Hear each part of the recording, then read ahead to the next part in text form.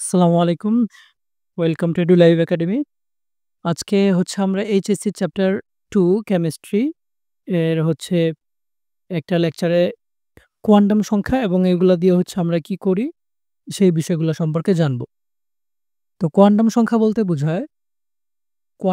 বলতে বোঝায় এরকম সংখ্যা যেটা দিয়ে আমরা একটা ইলেকট্রন একটা পরমাণুর বাইরে ঠিক কিভাবে ঘুরছে, ইলেকট্রনটা ঠিক নিউক্লিয়াস থেকে কতটা দূরে এবং তার যে ঘূর্ণন প্রসেস সে কোন শেপে ঘুরতেছে, কোন দিকে ঘুরতেছে এটা সম্পূর্ণরূপে প্রকাশ করার জন্য আমরা এই সংখ্যাগুলো ইউজ করি। এটা হচ্ছে কোয়ান্টাম সংখ্যা। তো একটা ইলেকট্রনের ঘূর্ণন প্রকৃতি সম্পূর্ণরূপে প্রকাশ করার জন্য ৪ ধরনের কোয়ান্টাম সংখ্যার দরকার পড়ে। ঠিক আছে? যেটা হচ্ছে প্রধান কোয়ান্টাম সংখ্যা, সহকারী কোয়ান্টাম সংখ্যা, ম্যাগনেটিক কোয়ান্টাম সংখ্যা এবং স্পিন কোয়ান্টাম সংখ্যা। আচ্ছা, এখানে যে লাল কালারের লাইনগুলা আসছে বা আমরা হচ্ছে রেড কালার দিয়ে রাখছি, এইগুলা হচ্ছে তোমার মেডিকেল যে ভর্তি পরীক্ষা আছে সেইগুলাতে আসা টপিকগুলা।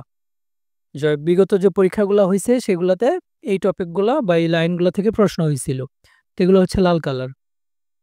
তো আমরা আশা করি তোমরা এগুলা নোট করে রাখবে যাতে হচ্ছে তোমাদের বুঝতে ইজি হয় এবং মনে রাখতে সহজ হয়। তো কোয়ান্টাম সংখ্যা টোটাল ৪ ধরনের। আমরা ইলেকট্রনকে সম্পূর্ণরূপে প্রকাশ করার জন্য ইলেকট্রনের ঘূর্ণন প্রকৃতি ৪ ধরনের কোয়ান্টাম সংখ্যা প্রকাশ করি। এই প্রধান কোয়ান্টাম সংখ্যা দিয়ে আমরা আসলে কি করি? একটা ইলেকট্রন আ ঘুরতেছে ঠিক আছে, কিন্তু জাস্ট প্রধান কোয়ান্টাম সংখ্যার কাজ কি? তো আমরা যদি এই ছকটা একটু খেয়াল করি, খুব ইজিলি আমরা হচ্ছে বুঝতে পারবো যে প্রধান কোয়ান্টাম সংখ্যা যেটা, এটা হচ্ছে শক্তি স্তরের আকার, অবস্থান এবং মোট শক্তি ইত্যাদি বের করার জন্য আমরা এই প্রধান কোয়ান্টাম সংখ্যাটাকে ইউজ করি। যেমন তোমার কাছে ধরো একটা পরমাণু আছে, তো এখানে ২ টা শক্তি স্তর দেখাচ্ছি আমি। তাহলে নিউক্লিয়াস থেকে এটা হচ্ছে প্রথম শক্তি স্তরের যে দূরত্বটুকু, আর এখান থেকে ঠিক এটা হচ্ছে দ্বিতীয় শক্তি স্তরের দূরত্বটুকু। এই ফার্স্ট যে শক্তি স্তর এটাকে আমরা প্রকাশ করতেছি হচ্ছে তোমার 1 দিয়ে। আর সেকেন্ড যে শক্তি স্তর সেটাকে প্রকাশ করতেছি আমরা 2 দিয়ে। এই যে তুমি খেয়াল করলে বুঝতে পারবে যে ইলেকট্রনের যে অবস্থানটা নিউক্লিয়াস থেকে ঠিক কতটা দূরে, একটা ইলেকট্রন যদি এটা এই কক্ষপথ থেকে ঘুরে তাহলে তার গড় দূরত্ব আসতেছে কতটুকু? এতটুকু। আবার যদি সে ১ নাম্বার কক্ষপথে ঘুরে তখন তার গড় দূরত্ব হচ্ছে এতটুকু। তাহলে শক্তি স্তরের আকার থেকে আমরা বুঝতে পারি, শক্তি স্তরের আকার থেকে আমরা বুঝতে পারি যে সেই ইলেকট্রনটা নিউক্লিয়াস থেকে কতটা দূরে আছে। ঠিক আছে? তাহলে প্রধান কোয়ান্টাম সংখ্যার যেটাকে আমরা n দ্বারা প্রকাশ করি তাহলে n সমান কি হইতে পারে? 1, 2, 3 .... ৭ পর্যন্ত হয় আমরা জানি। কারণ যতগুলা প্রধান শক্তি স্তর ততগুলা পর্যায় থাকে। তো আমরা তো 9-10 এ পড়ে আসছি। পর্যায় সারণীতে পর্যায় কয়টা টোটাল? ৭ টি। তাহলে n এর ভ্যালু 1 থেকে 7 পর্যন্ত হয়। ঠিক আছে? আচ্ছা, এই প্রধান শক্তি স্তর বা প্রধান কক্ষপথ আবিষ্কার করছে হচ্ছে আমাদের বোর, বিজ্ঞানী বোর যে।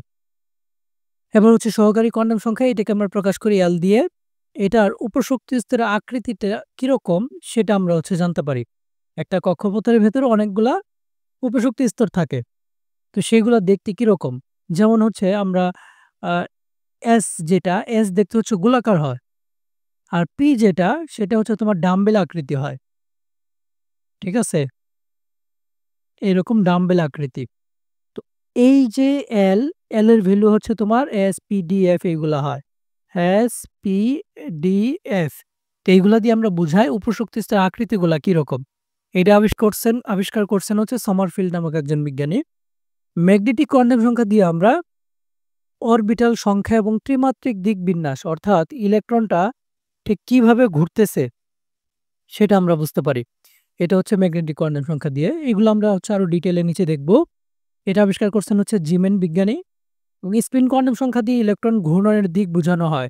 যে ইলেকট্রন ডান দিকে ঘুরে নাকি বাম দিকে ঘুরে। তো এটা আবিষ্কার করছেন হচ্ছে উলেনবেক এবং গোল্ডস্মিথ। তো কোয়ান্টাম সংখ্যা কি, কোয়ান্টাম সংখ্যা কয় প্রকার এবং কোন কোয়ান্টাম সংখ্যার কাজ কি এবং কে আবিষ্কার করছেন এগুলো আমরা এক নজরে দেখে ফেলছি।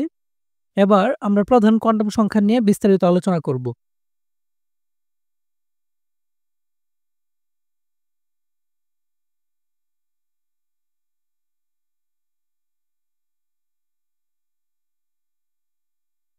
তো প্রধান কোয়ান্টাম সংখ্যা আ এটা কি? আমরা একটু আগে দেখছি প্রধান কোয়ান্টাম সংখ্যাগুলোকে n দ্বারা প্রকাশ করা হয় এবং n এর ভ্যালু 1, 2, 3, 4 একদম 7 পর্যন্ত হতে পারে এবং এদের সর্বোচ্চ এবং এটা দিয়ে কি বুঝাই আমরা? আকার বুঝাই। তাহলে প্রধান কোয়ান্টাম সংখ্যা মূলত কক্ষপথের আকার বোঝায়। ঠিক আছে? এটা খুব ভালো করে মনে রাখতে হবে। আকার বোঝায়। এবার আমরা দেখি যে প্রথম শক্তি স্তরে ইলেকট্রন থাকে হচ্ছে তোমার ২ টা। পরের শক্তি স্তরে ইলেকট্রন থাকে হচ্ছে কয়টা? ৮ টা। তো এরকম শক্তি স্তর অনুযায়ী ইলেকট্রনের ধারণ ক্ষমতা চেঞ্জ হয়। তো প্রধান কোয়ান্টাম সংখ্যার বেলায় ইলেকট্রন ধারণ ক্ষমতা হচ্ছে 2n²। দেখো, প্রধান কোয়ান্টাম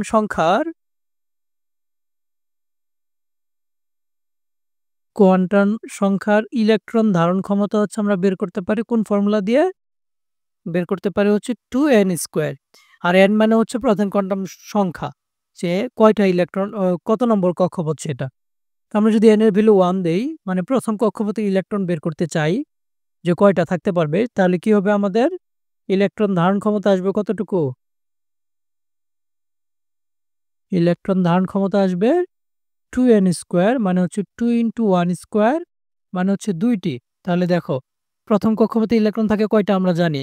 2টি। একইভাবে n সমান 2, 2 হলে কি হবে? n সমান যদি 2 হয় তখন ইলেকট্রন ধারণ ক্ষমতা কত হয়? 2 × 2² মানে n এর জায়গায় 2, তাহলে কত হয়? 2 × 4 মানে হচ্ছে 8টি। এই জন্যই দেখি আমরা 2 নম্বর যে কক্ষপথ এটাতে 8টি ইলেকট্রন থাকে। তো একইভাবে তৃতীয়, চতুর্থ এইভাবে কক্ষপথ অনুযায়ী আমরা ইলেকট্রন সংখ্যা বের করতে পারবো যে সেখানে সর্বোচ্চ কয়টি ইলেকট্রন থাকতে পারবে। ঠিক আছে? আচ্ছা, আশা করি এইটুকু তোমরা বুঝতে পারছো। তারপরে আমরা এখন দেখব আ কোয়ান্টাম সংখ্যা, সহকারী কোয়ান্টাম সংখ্যা। তো সেটা আমরা দেখতেছি। তো এটা হচ্ছে আমাদের সহকারী কোয়ান্টাম সংখ্যা। তো সহকারী কোয়ান্টাম সংখ্যা দিয়ে আমরা একটু আগে দেখছি যে এটা আকৃতি বোঝানো হয়। সহকারী কোয়ান্টাম সংখ্যা কি বোঝানো হয়? আকৃতি। তাহলে আগেরটা ছিল আকার আর এটা হচ্ছে কক্ষপথের আকৃতি। কক্ষপথ বলতে এখানে উপকক্ষপথ আরকি বা উপশক্তি স্তর বোঝাচ্ছি। আর এল যে মানে হচ্ছে তোমার সহকারী কোয়ান্টাম সংখ্যা যেটা, এটাকে আমরা এল দ্বারা প্রকাশ করি। এই এল এর যে মান এটা ডিপেন্ড করে হচ্ছে তোমার এন এর উপরে। দেখো এন এর উপরে। এই যে। তাহলে এল কত হইতে পারবে? এল হবে হচ্ছে 0 থেকে n-1। n-1 এখন তুমি যদি n সমান 2 ধরো n সমান 2, তাহলে এল এর মান কি হবে? এল সমান হবে 0 থেকে 2 - 1, তার মানে 0 থেকে 1। ঠিক আছে? 0 থেকে 1 মানে কত বলো তো? 0 এবং 1। এই যে n সমান 2 ধরলাম আমরা, 2 ধরার পরে তুমি এল এর 2 টা মান পাইছো না? 0 এবং 1। এই 0 এর জন্যে আমরা লিখি 2s, 2 টা আসতেছে তার প্রধান শক্তি স্তর, 0 এর জন্য আসতেছে s, আর 1 এর জন্য আসতেছে p। তাহলে এটা যেহেতু 2 নম্বর কক্ষপথ 2p। ওকে? তো একইভাবে আমরা যদি দেখি তোমার n এর ভ্যালু 4, n এর ভ্যালু যদি 4 হয় তখন কি হবে? l এর ভ্যালু হবে 0 থেকে 4 - 1, তাহলে 0 থেকে 3 পর্যন্ত। এবার 0, 1, 2, 3, তার মানে s, p, d, f। তাহলে এখান থেকে 4 নম্বর শক্তি স্তরের ইলেকট্রনের উপশক্তি স্তরগুলা কি হবে? 4s, 4p, এই যে s, p, d, f না? তাহলে এখান থেকে 4s, 4p, 4d, 4f। ওকে? এবার আমরা যদি দেখি যে কোনো উপশক্তি স্তরে মোট ইলেকট্রন ধারণ সংখ্যা কত হবে? 2 × 12 + 1। যেমন ধরো আমরা p তে সবসময় দেখছি যে 6 লিখি। p তে 6 ম্যাক্সিমাম কয়টা থাকতে পারবে? 6। এটা আমরা কিভাবে বের করি? একটু আগে আমরা দেখছি যে p এর ভ্যালু আসলে কত? 1। তো এবার তুমি এই ফর্মুলাতে বসাও। তাহলে p তে ইলেকট্রন ধারণ ক্ষমতা হচ্ছে কয়টা? 2 × 12 + 1। তাহলে 2 থাকলো, 2 × l। l এর ভ্যালু কত আমরা জানি? l এর ভ্যালু হচ্ছে p, আর p সমান হচ্ছে 1। তাহলে এখানে হবে 2 × 1 + 1, তার মানে আসতেছে 2 × 2 + 1, তার মানে হচ্ছে 2 × 3 মানে হচ্ছে 6। অর্থাৎ তোমার সহকারী কোয়ান্টাম সংখ্যা p তে সর্বোচ্চ কয়টা ইলেকট্রন থাকতে পারবে? 6টি ইলেকট্রন থাকতে পারবে। ওকে? একইভাবে আমরা যদি f এর ইলেকট্রন সংখ্যা বের করতে চাই, f এর ভ্যালু কত?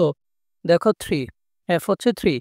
তাহলে 2 × 12 + 1, তার মানে 2 × 2 × 3 + 1 মানে 2 × 7, এর মানে হচ্ছে 14।